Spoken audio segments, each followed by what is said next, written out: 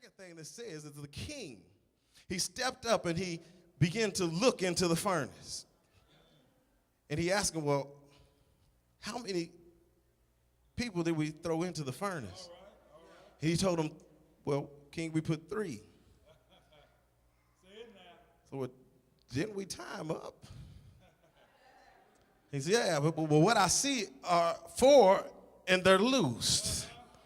You see, the second thing that we lost in the fire is those things that bind us.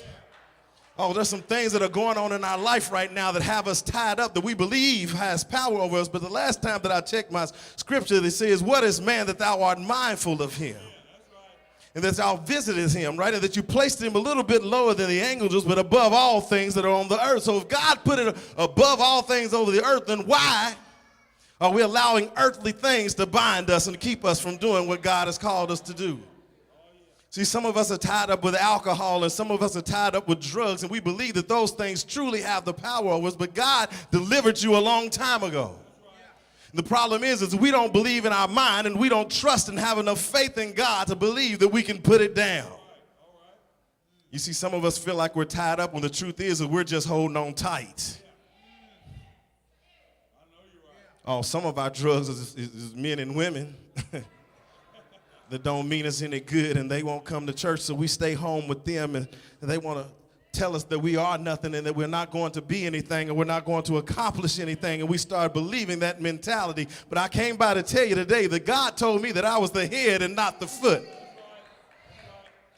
Oh, come on, somebody ought to be a witness to this, that if God has spoken into your life and spoken over your life, you have to believe it. You have to believe it, because the fire, the testing of your fire, if you can stay strong when you're going through some stuff, then God will break every chain that is in your life. He has the ability to set you free from whatever it is that is binding you and holding you back. But you have to believe it first in your heart. You see, Shadrach, Meshach, and Abednego, they were walking around in the fire, which means they wasn't worried about what was going on all around them. They weren't worried about what it is that these people had set up to test them and to test their faith. They were walking around in the fire. It didn't say that they was dancing and dodging flames or they was hiding in they were walking around in the fire, fellowshipping with God.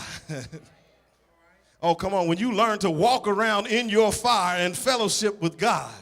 Oh, come on. You know what I mean now. When we get in our fire, we get in the midst of our mess. Sometimes we pay too much attention to our mess and not enough attention to God.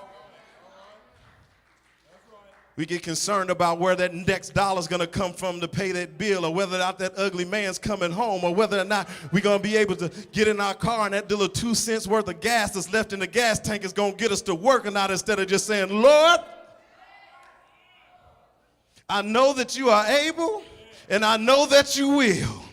If we can continue to trust in our God and we continue to give our God the praise and give our God the honor in the midst of our fire, we won't have time to look at the flame.